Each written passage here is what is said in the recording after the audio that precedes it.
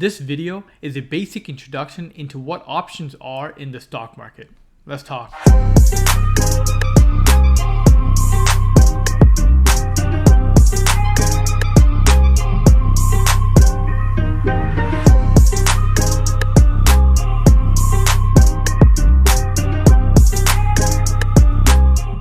Welcome back to Key Talks, guys. So what is an option? An option is a contract allowing the recipient, which is the option buyer or holder, the right but not the obligation to transact a known transaction, that's buy or sell, of a known asset at a known price at a known predetermined time frame. Now later in this video, I'll be going over some examples to explain these terminologies a lot better. Now the contract is the option agreement between two parties. The person who makes the contract is called the originator, the options writer, or the options seller. The person who buys the contract is called the options buyer or the options holder. Now the time frame is in regards to the options duration, which means that when can this contract be executed or exercised. Now, an options agreement that can be exercised or executed at any given time within a specific time frame is called an American option. Now, an option agreement that can only be executed or exercised at the end of a specific time frame is called European options. Here are 3 things that you need to know about options in the stock market. Number 1, all options have an expiration date. This means that after the expiration date, the option cannot be traded because it's worthless and it no longer exists. Unlike shares of a stock that can be virtually held forever unless something happens to the company. Number 2, all options have a strike price, which is the price at which an option can be converted into shares of stock. And number 3, the option contract is a multiplier. So this means that if a stock price is $5, then you can buy it for $5.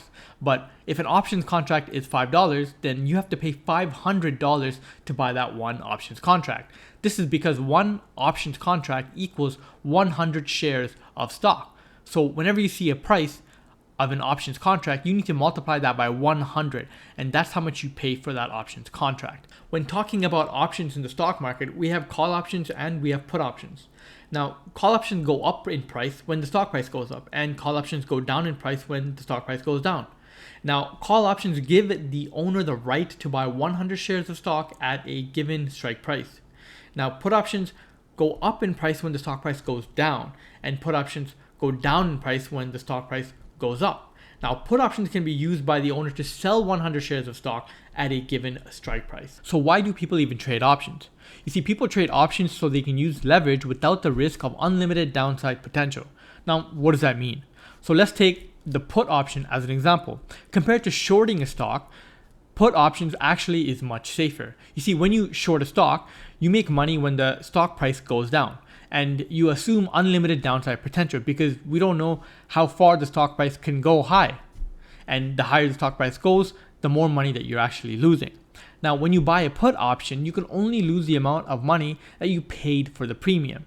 You see, you have to pay money to buy the put option contract. And let's say the stock price is going up and it's skyrocketing, and your put option is going down in value, and it looks like you're losing a lot of money, but really you only lost the amount of money that you paid in the premium because you never have to actually exercise that put option because you're in the loss.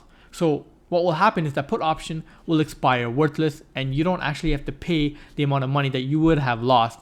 Instead, you only lose the money that you originally paid for the put option.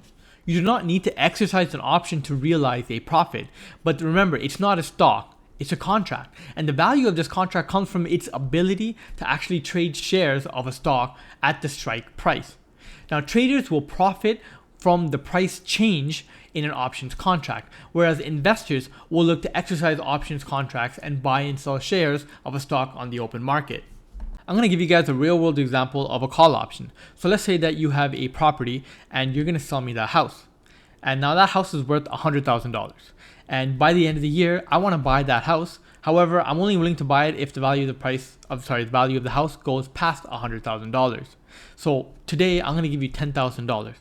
Now, let's say the end of the year comes. 2 things can happen.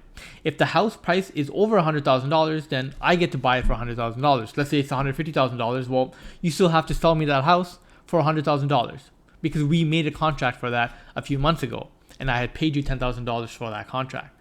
Now, the second thing that can happen is the value of the house actually went down to, let's say, $50,000, which means I don't have to buy that house. The contract will expire worthless and nothing happens. I only lost $10,000. Now, this saves me from actually losing $50,000 if I had bought your house for $100,000. Now, that's where I actually save money. And that's why I choose to buy the call option over actually buying the house itself. So I just went over a few basic concepts when it comes to options in the stock market. Now, I'm going to be making several more videos explaining multiple concepts. So if you don't want to miss any of my future content, make sure you hit that subscribe button down below and like this video so you can push it out to your friends.